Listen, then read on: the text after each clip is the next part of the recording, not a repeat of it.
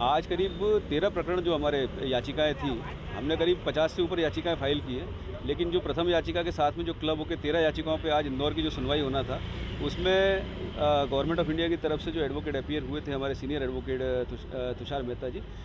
उन्होंने इस पे निवेदन किया कि हम एक कमेटी फॉर्म करेंगे और कमेटी जो है इस बारे में निर्णय लेगी कि किस तरीके से हमको जो है इसके अगर री एग्जामिनेशन करना है या नहीं करना है, जो भी निर्णय है तो कमेटी उसको डिसाइड करेगी। उसके लिए उन्होंने सुनवाई की तारीख 26 रखवाई, सोमवार के दिन इसको निवेदन किया और माननीय न्यायालय ने उनके निवेदन को मानते हुए 26 तारीख इसमें जो है रखी है। और साथ ही हमने कई याचिकाएं जो है और भी जो पेश की थी, उसमें उनके भी जो है संभावित तिथि जो है 26 तारीख को सभी याचिकाओं की लगभग 50 के ऊपर याचिकाएं हैं जिनमें सुनवाई होना है। और इंदौर की मैक्सिमम याचिका इंदौर की है। इसके अलावा उज्जैन का भी हमारे पास में विषय आया है जिसमें करीब 40 से 45 मिनट जो है लाइट वहाँ पे बाधित रही थी। उनकी भी याचिकाएं हमने फाइल की और आज उस पर ऑर्डर हुआ और उनको भी जो है 26 तारीख को उन्होंने उन सभी अन्य याचिकाओं के साथ में सुनवाई के लिए रखा है। उज्जैन के कितने सेंटर थे खुले से? उज्जैन के 2-3 सेंटर्स की मेरे पास में अभी याचिकाएँ आई हैं जहाँ पे 40 से 45 मिनट तक जो है प्रकाश बाधित था। ये 50 से ज़्यादा जो याचिका है इंदौर और उज्जैन की मिलाकर कुल है? इसमें मैक्सिमम आप मान के चलें 80 से 90% तो इंदौर की है। मतलब बच्चे जो याचिका करता है वो मध्य प्रदेश के विभिन्न स्थानों से आए हैं, कोई बैतूल से, कोई हरदा से, कोई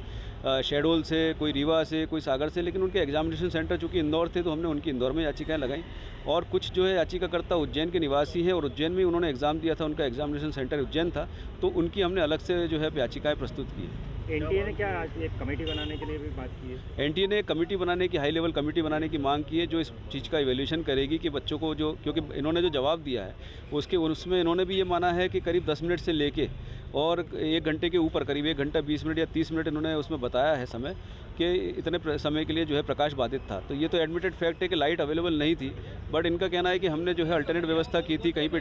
डीजी सेट हमने चालू करके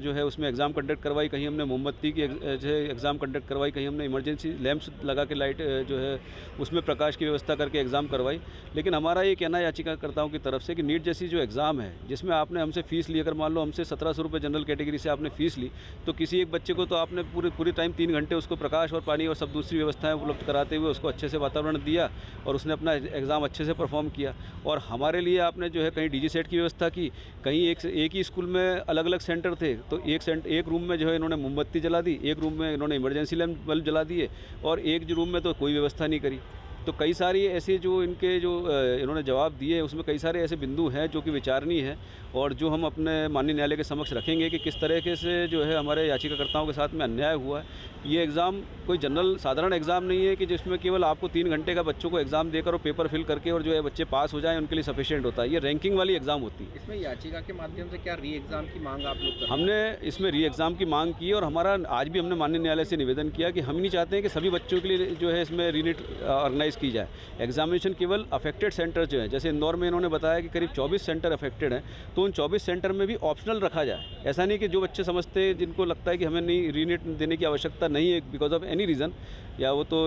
नहीं देना चाहते, अगले साल देना चाहते हैं, या जिनके पेपर अच्छे गए, तो हम उनको बाध्य नहीं करना चाहते कि वो दें। लेकिन जिन बच्चों को लगता है कि हमको दूसरा अवसर मिलेगा और उसमें हम और अच्छा परफॉर्म कर पाएंगे क्योंकि हम प्रकाश ना होने की वजह से जो है या सुविधा होने की वजह से हम परफॉर्म नहीं कर पाए, तो वही बच्चे केवल उस एग्ज़ाम में अपीयर हों, उन्हीं के लिए ऑप्शनल बेसिस पे केवल अफेक्टेड सेंटर्स के लिए एग्ज़ाम कंडक्ट की जाए। इंदौर में कितने सेंटर्स? इंदौर में मेरे